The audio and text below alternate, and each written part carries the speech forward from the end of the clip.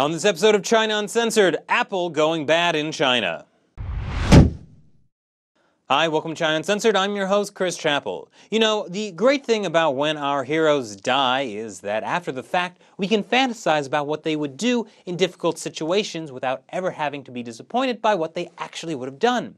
That's why I'm sure that if Steve Jobs were still around, Apple would never have dared to do what they just did in China.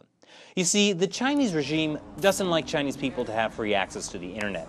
Otherwise, they might find out about all kinds of complicated issues, like on the other side of the Taiwan Strait, there's another government also calling itself China.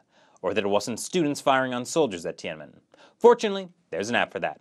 OpenDoor, a free browser that lets people jump over the Great Firewall of China and view whatever they want on the internet.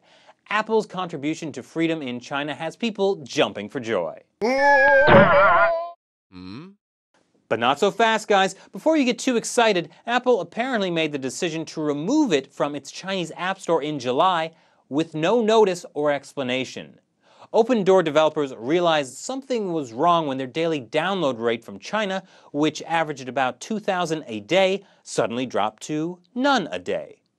OpenDoor is an application used by people living in repressive regimes around the world. But the difference between, say, Iran and China is that there's a lot more money to be made in China.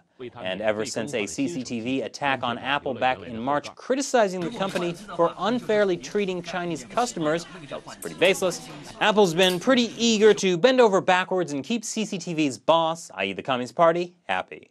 So obviously the best way to treat Chinese customers more fairly is by caving to pressure from an authoritarian regime and remove an app they, the regime not the customers, find inconvenient. Actually, this wasn't the first time Apple booted apps from its Chinese store. It barred an app that had all of Tibetan author Wang Lixiong's banned books.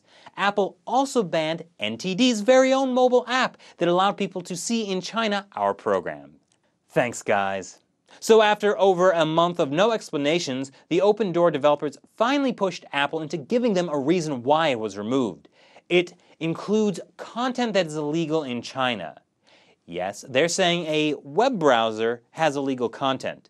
I guess Apple, one of the world's biggest tech companies, is apparently a little unclear about what a browser is. Ironic since they have one of their own, but then again, no one uses it, so I can see why there would be some confusion. Let me just read out the definition of a browser for them. I'll just use one of my older handheld devices. It's called a book. A browser is a computer program that is used to find and look at information on the internet.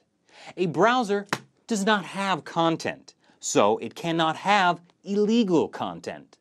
But Apple found a loophole.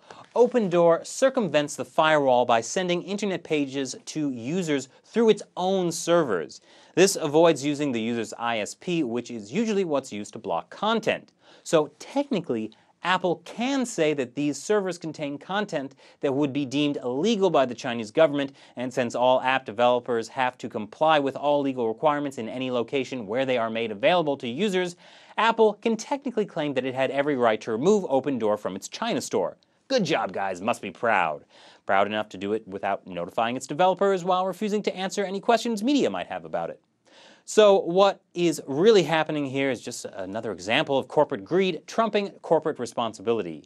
Yahoo's guilty of the same thing. They gave up user information to the Chinese regime that actually landed political dissident Shi Tao in jail. He was only freed last month after spending more than 8 years in prison. For a while, Google self-censored search results to appease the Chinese regime as well, but when they found out playing by the regime's rules still didn't exempt them from cyber attacks from the regime, they pulled out of the Chinese search engine market. But hey, the lesson is if you want to make money off the Chinese people, you have to comply with their repressive government. There were a lot of international companies doing business with Nazi Germany at one point too. I guess whatever helps you sleep at night. As for OpenDoor, they've started working on an Android version. So what do you guys think? Where does corporate responsibility come in? And if you had a large business, would you potentially sacrifice your investors' interests by refusing to comply with laws you don't think are just? Leave your comments below. Check out China Uncensored's Facebook and Twitter page, and I'll see you again tomorrow with another new episode. Once again, I'm Chris Chappell. See you next time.